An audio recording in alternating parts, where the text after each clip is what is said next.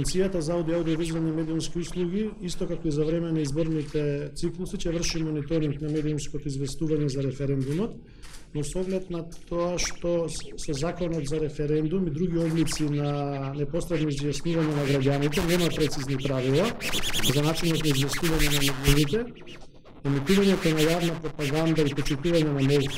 Агенцијата изработи насоки со кои ќе се адресираат овие прашања. Тие се во форма на нацрт препораки, кои веднаш по завршувањето на денешната пресконференција ќе бидат објавени на нашата веб страница. Препораките ќе бидат финализирани после 17 август, кога ќе истече рокот за доставување на предлози и забелешки. Сите конструктивни забелешки, релевантни предлози се добредојдени, очекуваме дека сите засегнати страни, а посебно медиумите, ќе се вклучат во јавната консултација. Мониторингот што ќе го врши агенцијата ќе биде во согласно со овие препораки.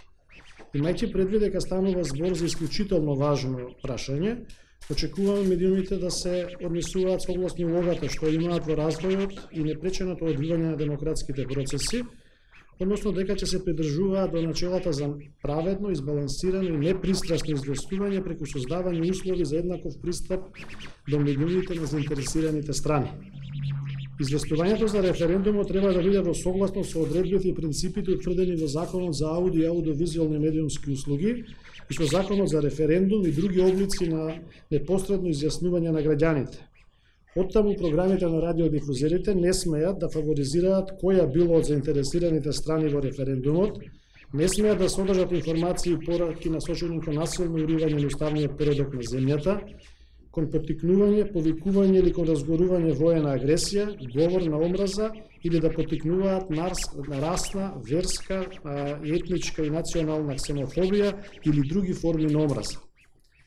Известувањето за нормативните аспекти, за текот на јавната пропаганда, за резултатите од гласањето и за натамошната процедура во дневно-информативните не треба да биде наметливо и сугестивно. Напротив, медиумите треба да се придржуваат кон начелата на професионална етика, односно да бидат одмерени, непристрасни, објективни и да не го наметнуваат своето мислење. Коментарите во дневно-информативните емисии треба да бидат јасно издвоени од вестите и извештаите од настаните поврзани со референдумот. Во дебатните емисии новинарите да обезбедат фер услови во кои нема да се нарушува дигнитетот на учесниците во дебатата и на самата дебата. Со цел јавноста да не се доведува во заблуда, неопходно е да се објавуваат резултати само од научни испитувања на јавното мислење во врска со референдумот, при што радиодифузерот треба да го соопшти името на нарачателот на испитувањето, на институцијата која што го спровела, периодот на спроведувањето, применетата методологија и големината на испитаниот примерок. Објавувањето на резултатите од испитувањата на јавното мислење во врска со референдумот е дозволено најдосна 5 дена пред датумот одреден за гласањето. Во однос на платената јавна пропаганда на радиодифузерите не се доделува дополнително време за рекламирање на комерцијалните радиодифузери, поради што времето ќе се смета во рамките на лимитите за рекламирање од 12 минути на реален час.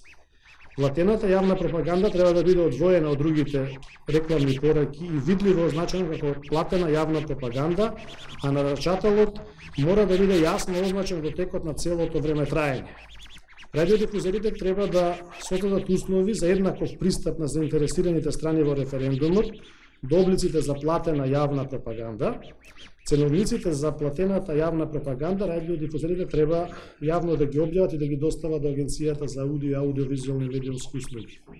За разлика од комерцијалните радиодифузери, јавниот сервис не може да емитува платена јавна пропаганда.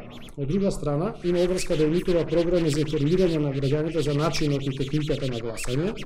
Тие треба да ги покриваат сите аспекти на референдумот, вклучувајќи јавен увид во избирачкиот список, активностите на заинтересираните страни за референдумот, гласањето за денот на референдумот, пребројувањето на гласовите и објавувањето на прелиминарните резултати. Воедно имајќи ја предвид неговата специфична улога, односно општествена улога, јавниот сервис треба да организира стручни дебати и емисии за референдумот од повеќе аспекти.